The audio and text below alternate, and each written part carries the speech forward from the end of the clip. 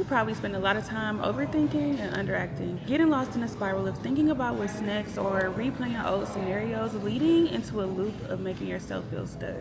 I've been there before, and sometimes I'm there often, so I just wanted to talk about getting out of your head and getting into your life. This video is not about the perfect morning routine or your vision board. It's about actually doing the work, and not the work for hustle's sake, but the work of creating intentional and sacred actions that get you into living the life that you want. And living that life is built on systems of becoming who you say you want to be. And this is a reset moment, so let's talk about getting out of your head and into your life. So I'm a very booked, busy, and blessed girl, okay? And that means that I have unlimited tabs open in my mind at all times, from being a brand ambassador to modeling to travel to work to trying to maintain and manage my health and wellness and my personal relationships with my loved ones. It feels like there's always something to do. And for everything that needs to be done, there's a rolling list of tasks that have to happen in order to do them. And I'm a visionary thinker, so I find myself mentally jumping from project to project, task to task, and ultimately feeling like I'm not getting anything done. The truth is, overthinking feels productive. It feels like you're preparing, you're planning, and you're perfecting, but what you're actually doing is preventing yourself from taking the actions that are going to lead you to live the life that you want. You say you want to grow your business, but you haven't even defined growth or have taken any steps in order to grow. You say you want to be healthier, but you haven't even planned out your meals for the week or brought groceries, which lead you to going out to eat again or not eating enough. I'm talking to myself on that one. You say you want a certain type of romantic relationship, but you keep ruminating on the hurt from ones that weren't aligned with your desires in the first place. Perfectionism and procrastination wear the same perfume. They smell like progress, but they keep you from getting results. So here's how we move past this. You have to identify the problem. Whether it's lack of focus, task initiation, or just feeling overwhelmed by taking on too many things, get curious and figure out what environments invite overthinking in. And establish guardrails and parameters to keep you from being carried away by your own thoughts. And although you're the only person in your head, you're not alone as an overthinker. A study done by U of M psychologist Tulanolan Hoeksma found that 75% of people between the ages of 25 and 35 overthink. So that's probably you. And not just overthink, but they're chronic overthinkers. Think about that, but not overthink about that. 75% of people aged 25 to 35 are chronic overthinkers. So if you're a millennial or Gen Z, you probably exist in this group, which means there's an opportunity for all of us to get into some action to live more of the life that we want. And the key is practicing loving kindness with yourself as you develop the discipline to do this, because it is work, okay? Let's not act like it's all fun and games. It requires real work. But it doesn't mean that you have to be real hard on yourself. Don't beat yourself up for things you haven't done, and don't punish yourself if you don't always hit the mark. Treat yourself like you would a friend. Be kind and encouraging. But you also have to create systems that support you.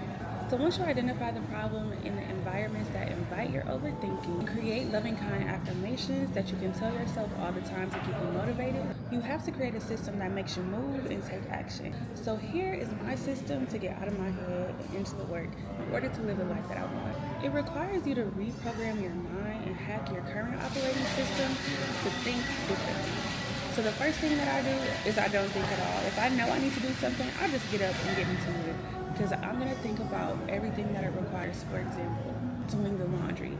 The laundry is like a 10-step process.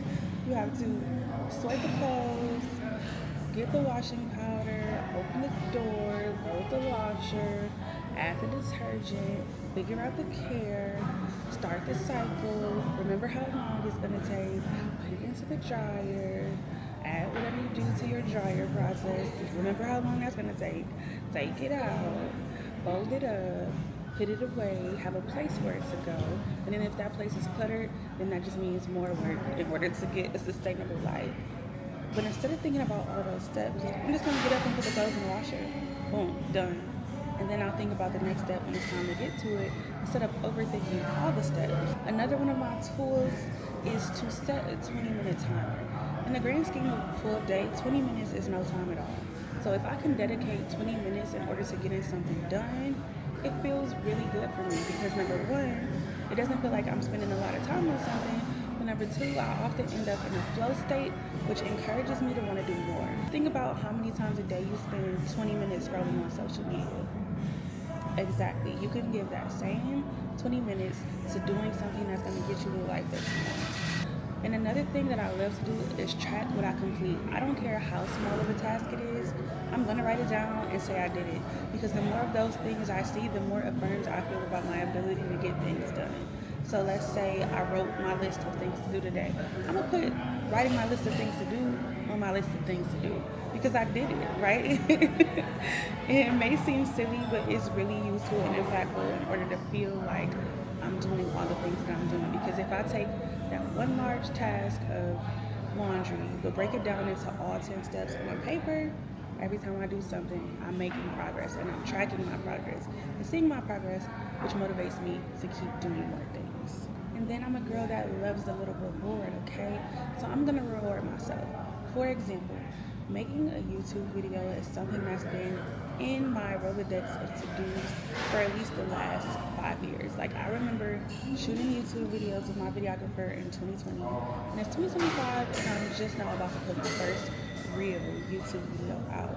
And I'm thinking about all of the things that I felt like I needed to do in order to start a channel. I need to have my strategy, I need to have my cadence, I need to look a certain way, have my hair and my makeup done, have a good environment, map out all the things that I want to talk about for the whole year so that I can feel this cadence. And it's like, no, all you gotta do is pull out a camera and talk to it, edit it, and post it. 4 steps, right? So for this video, I actually did map out what I wanted to say, which took about an hour and a half, but like, what's an hour and a half to the last 5 years that I spent overthinking starting my channel? Exactly. And when I finish this, I'm going to get myself some ice cream. That's my reward. I love ice cream, and I also love content and putting myself into more spaces. And so a win is a win, baby. But having something to look forward to at the end of completing something that you've overthought, as if doing the thing that you overthought wasn't reward enough, is just a little cherry on top. And ultimately, getting out of your head and getting into your life requires trusting yourself and your capability. And you don't have to do everything today, but you do have to start on something in order to make progress. The version of you that's living the life that you want isn't waiting, she's working. If you needed a sign, this is it, because your dream life isn't waiting on clarity, it's waiting on commitment. Ask yourself, where am I overthinking instead of acting? And let me know in the comments what's one action you can take today in order to overcome that. Let's be each other's accountability buddies, okay? We love a friend. So thanks so much for watching my video, and with loving kindness, until I see y'all next time. Bye.